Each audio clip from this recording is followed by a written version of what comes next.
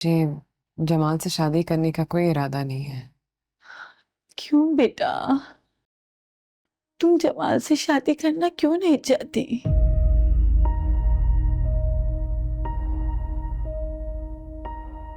आप इतनी आसानी से अपनी बेटी की जगह किसी और को कैसे देख सकती हैं?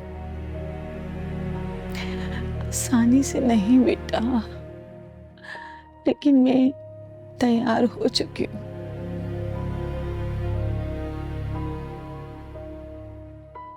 हबीबा और जमाल ने बहुत अच्छी जिंदगी गुजारी है।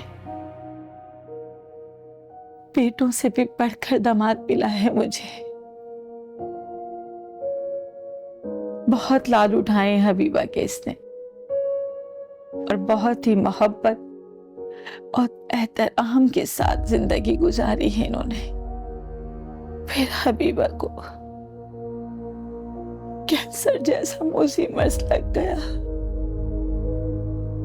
और पिछले कुछ साल जमाल ने बहुत परेशानी के गुजारे। इसने हर मुमकिन कोशिश की इसे बचाने की। जहां जहां मुमकिन हो सका इलाज करवाया। बच्चों के साथ बहुत परेशान फिरा,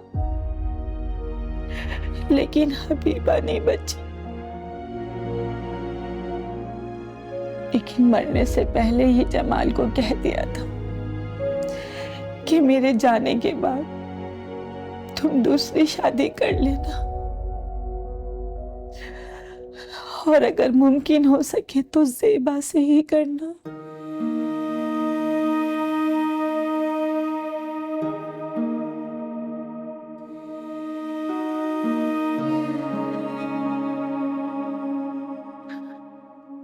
मुझे पता है तुम बहुत हैरान हो रही होगी कि हबीबा को तुम्हारे बारे में कैसे पता।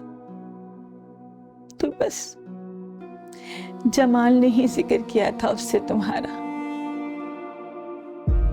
मेरी बेटी ने भी अपनी पुरानी पसंद के बारे में बताया जमाल को। दोस्तों की तरह रहते थे दोनों, हर अच्छी बुरी बात एक दूसरे से कहते। हबीबा के मरने के बाद जमाल बहुत अकेला रहा। कुछ अरसा बहुत परेशान रहा, फिर बच्चों की खातिर खुद को संभाला और आहिस्ता आहिस्ता जिंदगी नॉर्मल हो गई।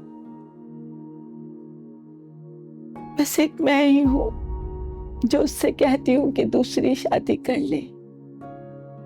बेटे हैं, शादियां हो जाएंगी उनकी। एक का तो निकाह ही हो गया है। इतने बड़े घर में अकेला कैसे जिएगा वो? फिर आहिस्ता आहिस्ता उसने अपने बारे में सोचना शुरू किया। कुछ दिन पहले उसे तुम्हारे बारे में पता चला। उसने फौरन मुझे फोन करके बताया तुम्हारे बारे में। मैं तो इतना खुश हुई कि देखो, मैं फौरन इंग्लैंड से चली आई तुम्हारे लिए। मुझे उसने ये भी बताया कि तुम उससे शादी करना नहीं चाहती।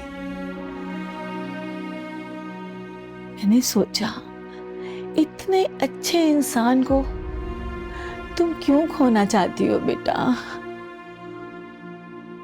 देखो, कभी ऐसा हुआ है कि किसी मर्द की सास ने दूसरी औरत से उसकी बेटी की जगह लेने के लिए कहा हो?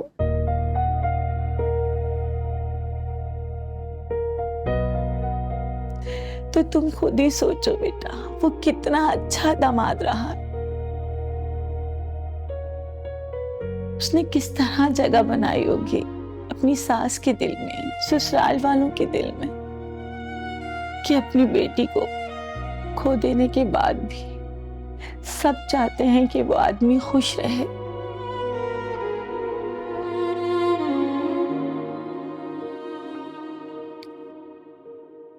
हमारी पहली मुलाकात हुई भी है बहुत साल पहले।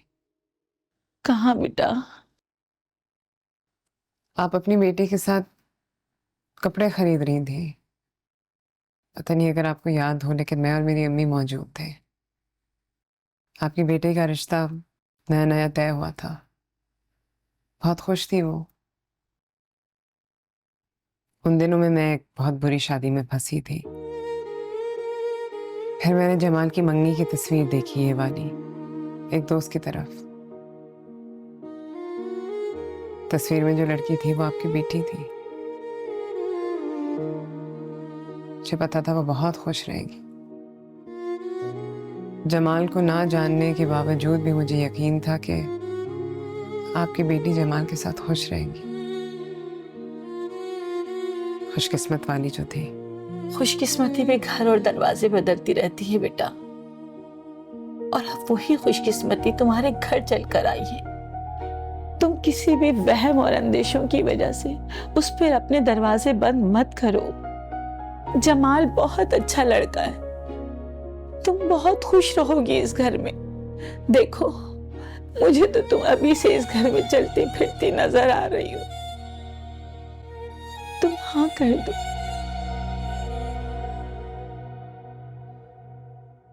बाज़ मुलाकातें बहुत फैसले यूं करवा देती हैं कि इंसान को यकीन भी नहीं आता है। मैं आज जमाल से एक आखिरी मुलाकात करने आई थी और बस उसको बता देना चाह रही थी कि मैं दोबारा शादी नहीं करना चाहती और मेरे बच्चों और मेरी फैमिली के साथ इस हवाले से दोबारा कभी बात ना करें। लेकिन उसने मेरे सामने जिसको लाकर बिठा दिया, उसकी बातों ने मुझे कैसे कायल किया, ये मुझे समझ नहीं आई।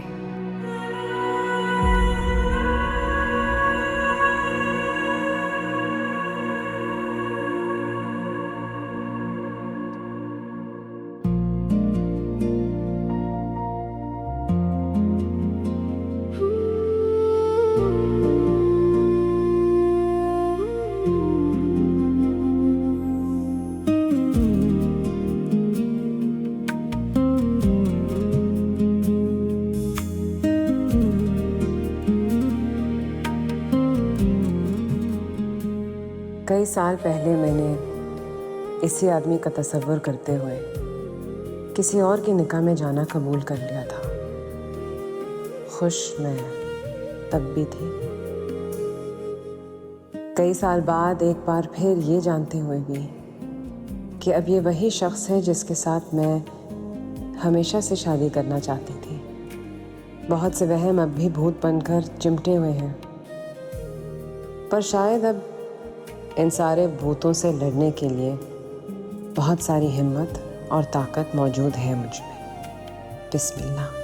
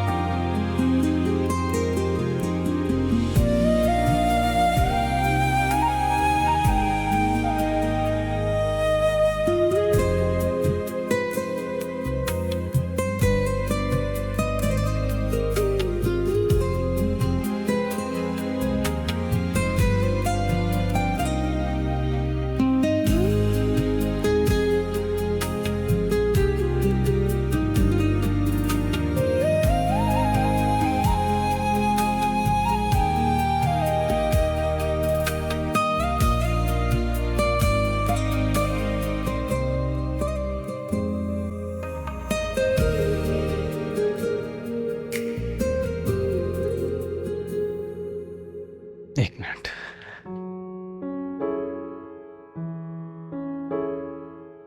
आ जाए।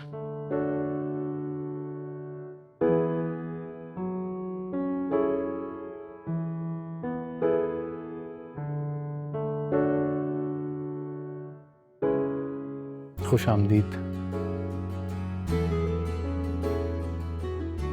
मेरी जिंदगी में आ जाने के लिए।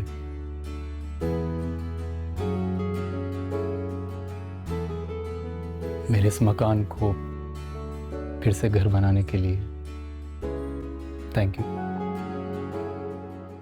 जिंदगी कभी कभार फेरी टेल वहाँ से शुरू करती है जहाँ हम समझ चुके होते हैं कि ज़िंदगी ख़त्म होने वाली है।